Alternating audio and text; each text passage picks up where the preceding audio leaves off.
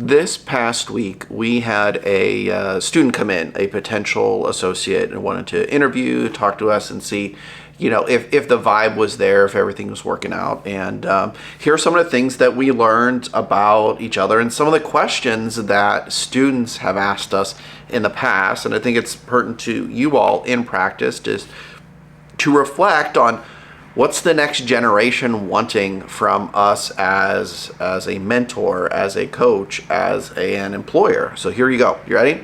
What is the number one thing you wish you knew when you were sitting in their seats?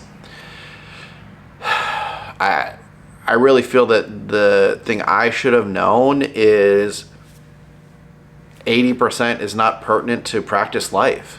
I really wish I would have gotten more business knowledge and how to communicate with real people, not just the model of patient that they thought we could see. I mean, typically it was the coaches from the 80s that were telling us how to communicate, and being modern in who you are and having a high level of authenticity.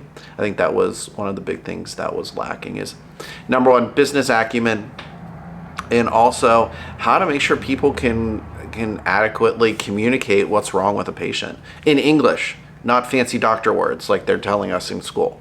Those are just for us. The rest doesn't matter. All right. This is a really good one. What is the most useful chiropractic pitch to keep patients interested in completing their care plans and or continuing with their maintenance care? There's no pitch. There is no magic formula to this. I shouldn't say that. There is a magic formula. But there's no one thing that you can say that's going to magically turn a patient around who says, I don't want to do my maintenance care. Well, okay, your back's just going to fall apart. You know that. It comes down to how can you, on a consistent basis, bring value to the table? Can you communicate effectively? How can you do your job as a good doctor, but bring it into the patient's perspective of what they want and they need? You have to treat them as individuals. They're not just all one big group of people. That each person has their own wants, needs, and desires that they have. And you have to be able to effectively communicate that to them. If that's gobbledygook, it is. It's meant to be that way. Because there's everything in how you communicate it has to be customized. So hopefully that answers that question too. Okay, one more thing. Most important thing to look for in an employer. So what would you want to look for?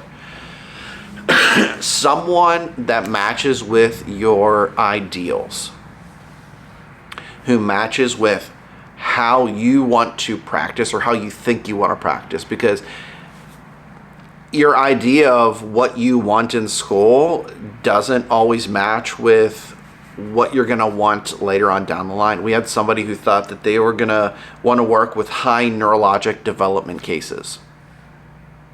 Well, in all reality, what she found out was she really liked the high dollar. She was very money motivated. She really, really wanted that high fee case value that came with the high neurologic development issues that that person was helping to treat, but not necessarily having to sit with that one patient for 5 hours. That's a big amount of time.